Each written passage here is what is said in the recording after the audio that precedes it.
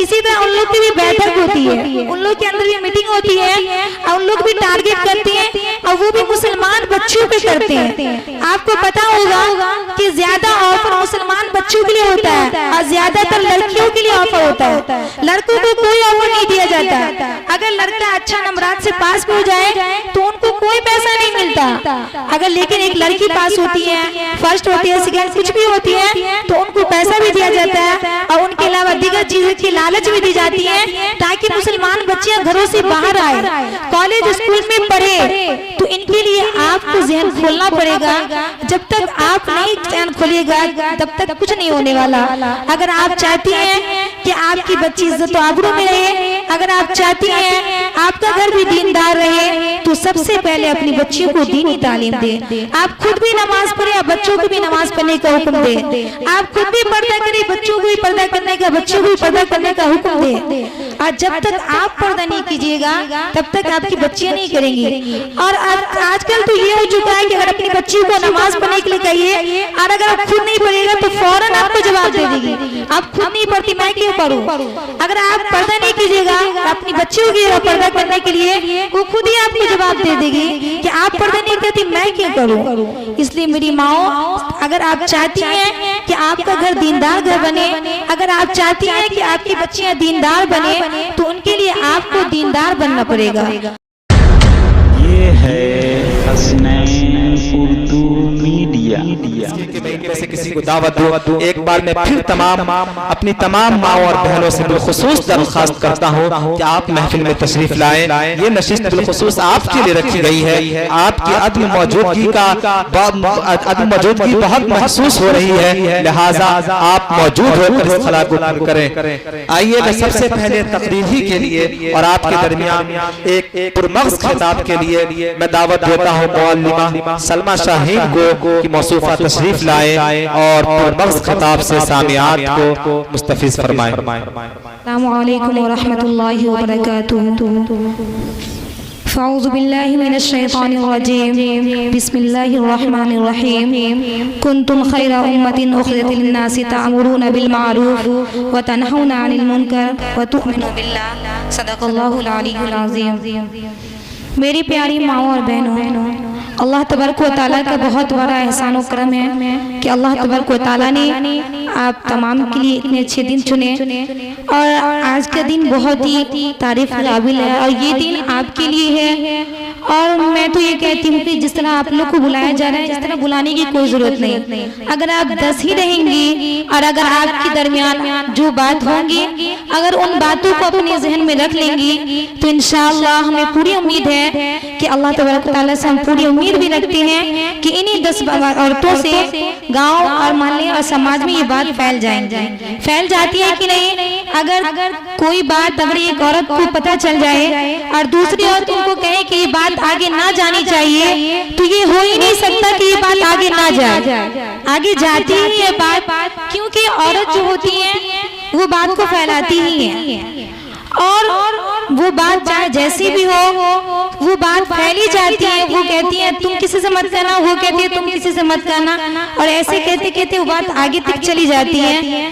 तो सबसे पहले तो मैं आप लोग को बहुत तहे दिल से गुज़ारूं कि आप लोग यहाँ आइए और जिन्होंने ये प्रोग्राम कर रखा उनका भी तहे दिल से शुक्रगुजार कि उन्होंने इतनी कुर्बानियाँ करके इस प्रोग्राम को रखे हैं। अल्लाह ताला इन प्रोग्राम को कबूलियत से नवाजे। और देखिए सबसे बड़ी बात आपके दरमियान जो बताई जा रही थी मौजूदा हालत के बारे में कि हमारे अंदर क्या कमी है या किस वजह से हम अल्लाह की इबादत नहीं कर पा रहे हैं, अल्लाह से करीब नहीं हो पा रहे हैं और आए दिन हमारे ऊपर न जाने कैसे कैसे मुसीबतें कैसे कैसी परेशानियां आ रही है। हर एक के साथ परेशानियां आती है, कभी तलाक का मसला लेकर न जाने कभी क्या क्या मसला लेकर आते रहते हैं। तो ये सब बातें क्यों आ रही है? आज मुसलमान हर तरफ जलील हो रहा है, आज मुसलमानों को परेशान किया जा रहा है, आज उनको दहशतगर्द कहा जा रहा है। ऐसा क्यों कहा जा रहा है? तो सबसे पहली बात आपको तो अपने अंदर इल्म को रखना है। अल्लाह के रसूल सल्लल्लाहु अलैहि वसल्लम ने फरमाया कि इल्म हासिल करने क्या है, हर मुसलमान मर्द औरत पर फर्ज है। तलबुल इल्मी फरीज़ा अला कुल्ली मुस्लिमिन व मुस्लिमतिन कि इल्म हासिल करना हर मुसलमान मर्द और औरत पर फर्ज है। तो तो इल्म हासिल करना है। और यहाँ तक कहा जाता है कि अगर आपके पास 2 बच्ची हैं, एक बेटी है और एक बेटा है, तो सबसे पहले अपनी बेटी को दीनी तालीम दीजिए, क्योंकि कहा जाता है कि मर्द पढ़ा तो फर्द पढ़ा और औरत पढ़ी तो एक खानदान पढ़ा। जब एक औरत पढ़ती है तो उनसे खानदान चलता है, एक सिलसिला चलता है। और वो जो सास बहू ननद वाले झगड़े होते हैं वो इल्म न होने की वजह से होते हैं।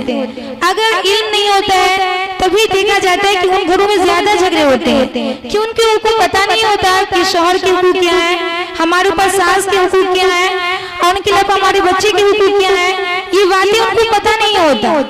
और जो बातें उनको पता नहीं होगा तो जाहिर सी बातें लड़ाई तो होगी। तो सबसे पहले आप अपने बच्चे को दीनी तालीम दें और खुद भी पढ़े।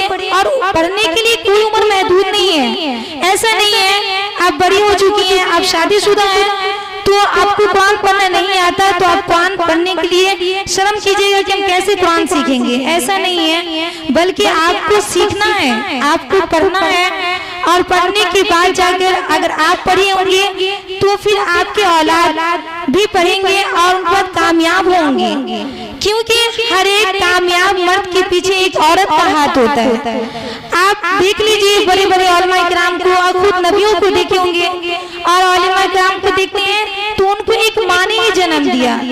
इतने बड़े आलिम को देखते हैं, हाफिज को देखते हैं, कारी को देखते हैं, उनको जन्म किसने दिया?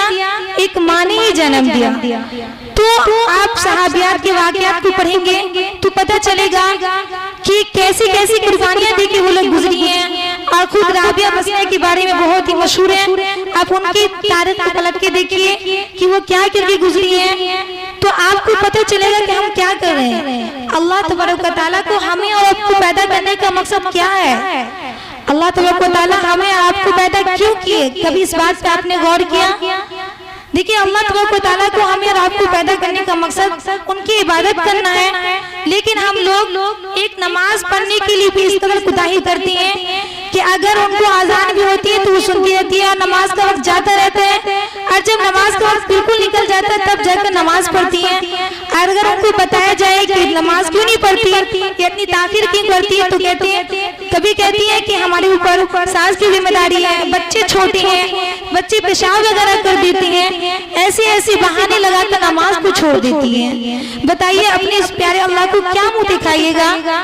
आपको या हमको किसी को दुनिया में रहना नहीं है, रहना है आपको दुनिया में, आप लोग को दुनिया में रहना है, हमको भी नहीं रहना है। क्योंकि देखिए इंसान हर चीज का इनकार कर सकता है, यहाँ तक कि नाउज़ुबिल्लाह अल्लाह का भी इनकार कर देता है, लेकिन मौत से किसी का इनकार नहीं है। मौत का इनकार कोई कर ही नहीं सकता। हर एक को पता है कि मौत आनी है और वो खुद अपनी आंखों से देखती रहती हैं कि फला आदमी बहुत अच्छे थे और जाते पता चलता है फला आदमी इंतकाल कर गए, अचानक इंतकाल कर गए। तो ये आप आए दिन देख रहे हैं, तो इनसे हमें क्या करना है? इनसे हमको इबरत लेना है, सबक लेना है कि हमारी जो जिंदगी है, हमें जो मरने के बाद जाना है, तो उनको अल्लाह के सामने क्या जवाब देना है। उस वक्त आपकी ज़बान जवाब नहीं देगी, बल्कि आपके आज़ाए जवाब देंगे कि आपने क्या किया।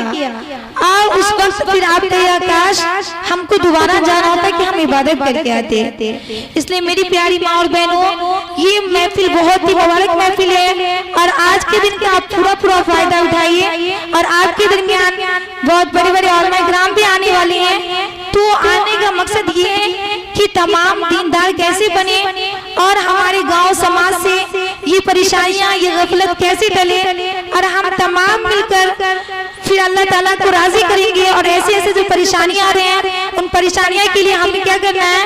अल्लाह से दुआएं करना है कि इन परेशानियां टल जाए। उनके लिए क्या करना है?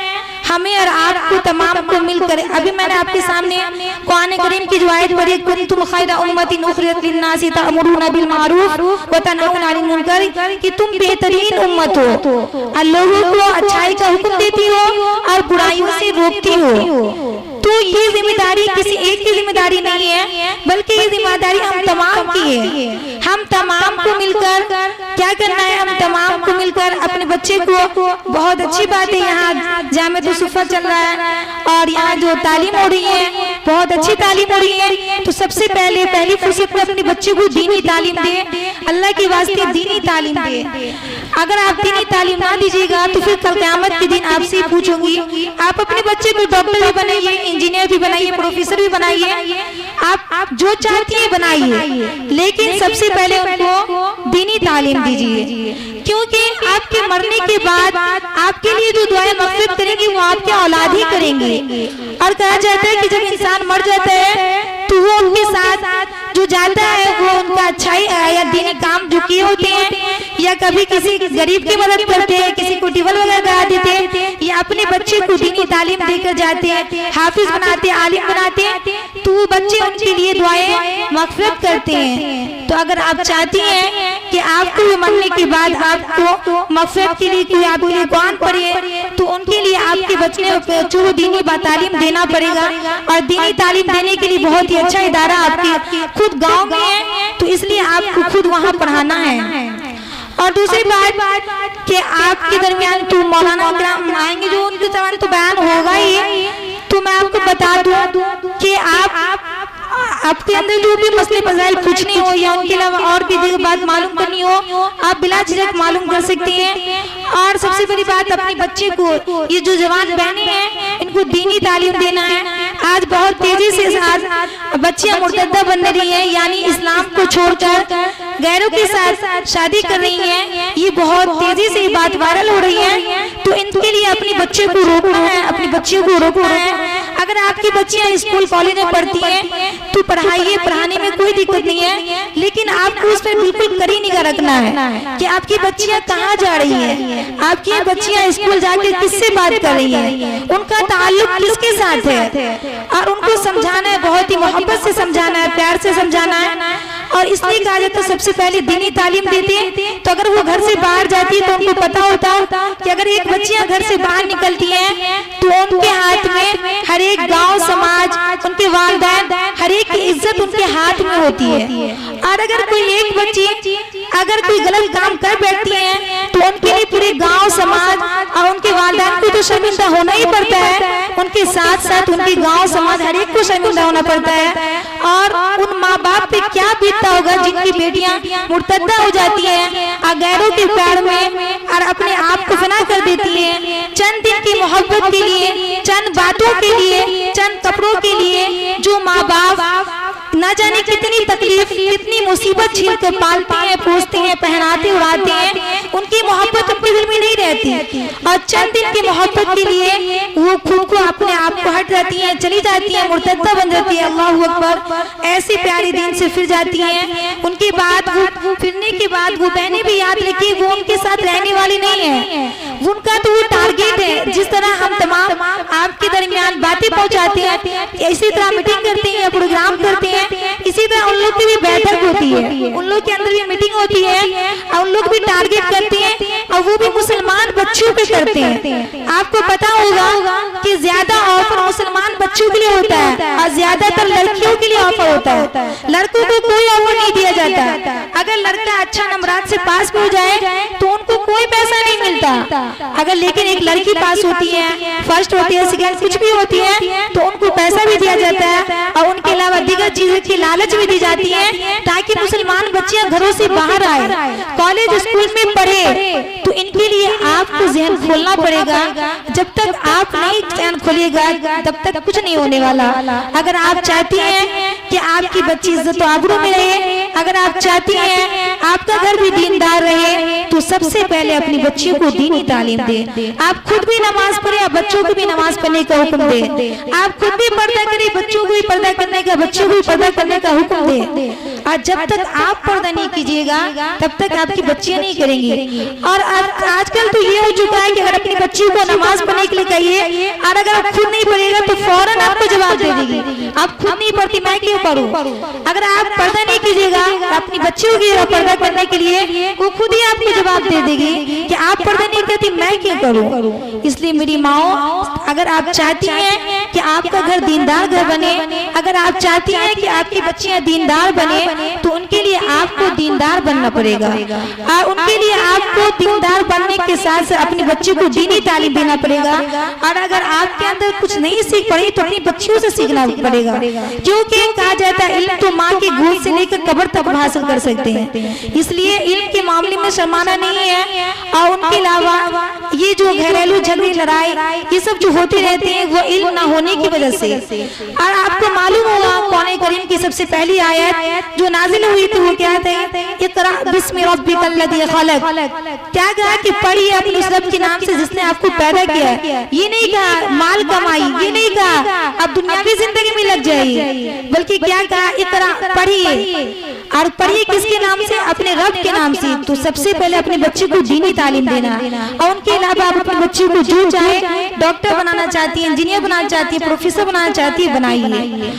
और आपको मालूम होगा कि कल शब बारात भी है, तो आपको शब बारात के मुतालिक भी आपके दरमियान तो बयान हो गई, मैं थोड़ा बहुत आपके सामने रख देती हूँ कि देखिए शब बारात है, अच्छी बात है, आपको जागना है, इबादत करना है, लेकिन इबादत में इस तरह पूरी रात नहीं जागना है। ये कहीं से साबित नहीं कि आप पूरी रात जाएगी। उस रात कोई अमल साबित नहीं कि आपको पूरी रात नमाज पढ़ना है, पूरी रात कुरान पढ़ना है, बल्कि आप नमाज पढ़िए जितना आप पढ़ सकती हैं, ज्यादा से ज्यादा दुआएं कीजिए और कुरान पढ़िए, जो भी करना आप कीजिए। लेकिन अपनी नींद को इस तरह नहीं कि आप जागने के लिए पूरी रात चाय पीते रहिए, आतिशबाजियां कीजिए, ना जाने तरह तरह की रसूम वगैरह होते हैं, ये सब करने की भी कोई जरूरत नहीं है। और शाबान का महीना है, बहुत ही आपको पता है कि अल्लाह के रसूल सल्लल्लाहु अलैहि वसल्लम फरमाते थे शाबान उशैर रमजान उशैरुल्लाह, शाबान मेरा महीना है और रमजान का महीना है। यानी अल्लाह के रसूल सल्लल्लाहु अलैहि वसल्लम शाबान से ही रमजान की तैयारी शुरू कर देते थे। तो इसलिए आप तमाम को भी शाबान की तैयारी करनी है। तो हमारे यहाँ रमजान की तैयारी कैसी होती है, तो हमारे यहाँ रमजान की तैयारी शाबान में होती है। घर को झाड़ा वगैरह जाता है, उसके अलावा न जाने सामान वगैरह स्टॉक किया जाता है कि रमजान में इनका रेट बढ़ जाएगा, इन डर से इसका रेट बढ़ जाएगा, या उनके अलावा और दीगर चीज की वजह से सामान को स्टॉक किया जाता है, उनके अलावा और भी कुछ किया जाता है। लेकिन ये रमजान की तैयारी नहीं है। रमजान की तैयारी तो हमें अल्लाह के रसूल सल्लल्लाहु अलैहि वसल्लम शाबान में कसरत से रोजा रखा करते थे, कसरत से नमाज़ी दुआएं किया करते थे, ताकि रमजान में वो धूप की तपिश आपको रोजा रखने से मजबूर न कर दे। और आपको रमजान में ख्याल भी रखना है कि अपने खुद भी रोजा रखना है, अपने बच्चों जो रोजे जिस पे फर्ज उसको रखवाना है, और साथ साथ अपने शौहरों से रखवाना है, अपने बच्चों से भी रखवाना है। क्योंकि बसा औकात देखा जाता है कि जिनके शौहर कारोबार करते हैं या उनके अलावा कुछ काम करते हैं, नॉर्मल काम करते हैं, तो वो रोजा नहीं रखते हैं, बल्कि पूरी दिन कमाने के चक्कर में रोजा नहीं रखते हैं, और वो कमा कर शाम में आते हैं और हमारी माएँ भी खूब अच्छे से खाना बना के उनको पेश करती हैं। ऐसा बिल्कुल नहीं करना है। जिस तरह अगर आपकी कोई सामान वगैरह आपको नहीं दिया जाए या पूरा नहीं किया जाए तो आप क्या करती हैं, उनसे बात नहीं करती हैं, उनसे लड़ती हैं, झगड़ती हैं। इसी तरह आपको अपने शौहरों को दीनदार बनाना है। आपको दीनदार कैसे बनाना है, तो आपको ऐसे बनाना है कि आपको कह देना है मैं ईद में 5000 का कपड़ा नहीं पहनूंगी, मैं ईद में अच्छे खाने, रमजान में अच्छे खाने नहीं खाऊंगी, लेकिन आप रोजा रखिए, लेकिन आप नमाज पढ़िए। जब तक आप नमाज नहीं पढ़िएगा, अगर रोजा नहीं रखिएगा, तो मैं आपको खाना भी बना के नहीं दूंगी। इस तरह आपको लड़ना है। आपका मकाम बहुत बड़ा है। किसी शायर ने क्या आपको कहा, नहीं तेरा नशीब मनकसे सुल्तानी के गुंबद पर, नहीं तेरा नशीब मनकसे सुल्तानी के गुंबद पर, तू शाहीन है बसेरा कर पहाड़ों की चट्टानों पर। तो इसलिए आपका पर्दा बहुत बड़ा है। आप पहचानिए, खुद को पहचानिए। आप बाजारों की जीनत बनने के लिए नहीं आए हैं, आपको तो घरों की जीनत बनना है और अपने घरों को दीनदार बनाना है। क्योंकि एक मर्द आलिम या मुफ्ती मौलाना बनता है तो वो घर बार के लिए, कमाने के लिए घर से बाहर चले जाते हैं। वो तो कमाते हैं, आपको बयान वगैरह भी करना होता है तो मस्जिदों में करते हैं। तो आपके लिए इस तरह तो मुहैया नहीं है, लेकिन आज जो आपके लिए इस तरह मुहैया है, तो आज की बातों से आपको इस्तेफादा करना है और आपको भरपूर फायदा उठाना है। और आपको जो बात नहीं मालूम हो ये आके पूछना है, और आपको जिस मसाइल के तहत नहीं मालूम है, आप अगर गलती कर रही थी तो कोई बात नहीं है, गलती हो रही थी कोई बात नहीं है। अगर नमाज नहीं पढ़ती हैं तो अभी से आपको इरादा करना है कि हम नमाज पढ़ेंगे, पढ़ना है ना इंशाअल्लाह, नमाज पढ़ना है ना, क्योंकि अल्लाह तबारक व तआला कुरान करीम में बार-बार इरशाद फरमाते हैं अक़ीमुस्सलाह, नमाज कायम करो, नमाज कायम करो। और उनके अलावा कहा जाता है कि नमाज पढ़ने से दिलों को सुकून मिलती है। जिस तरह अगर आप कोई मुसीबत हो, कोई परेशानी हो, तो आपस में एक दूसरे से बताने के बजाय आप मसल्ला बिछाकर अल्लाह से बातें करें। अल्लाह से बात करने के लिए आपको नमाज पढ़ना पड़ेगा। और अल्लाह से इंसान बहुत ज्यादा करीब उस वक्त होता है जब वो सजदे में होता है, खूब सजदा करना है और अपने अल्लाह को मनाना है। ये दिन रात जो हमारे पर परेशानियां आ रही है, ये परेशानियां क्यों आ रही है? हमारे बच्चों को इस तरह से परेशान, या हमारे शोहरों को इस तरह परेशान क्यों किया जा रहा है? हम लोग को टारगेट क्यों बनाया जा रहा है? इसलिए आप तमाम को जागना होगा और उनके लिए इल्म हासिल करना पड़ेगा और साथ साथ पर्दे का एहतमाम करना पड़ेगा। और अगर ऐसी दीनी मजलिस जहाँ भी हो आपको जाना है ना इंशाअल्लाह, पर्दे में रहकर आप कहीं भी जा सकती हैं। शर्त यह है कि आप खुद भी पर्दे में रहिए और अपने बच्चियों को भी पर्दे में रखिए। मैं जाते जाते एक बात बता दूं कि आपको सबसे पहली बात नमाजों का एहतमाम करना है ना इंशाअल्लाह, नमाजों का एहतमाम करना है और उनके अलावा पर्दों का एहतमाम करना है ना इंशाअल्लाह। और इन्हीं चंद बातों पे मैं अपनी तकरीर खत्म करती हूँ। वमा अलैना इल्ला वीडियो अच्छी लगी तो हसनैन उर्दू मीडिया को लाइक करें, कमेंट करें, शेयर करें और सब्सक्राइब करना बिल्कुल ना भूलें।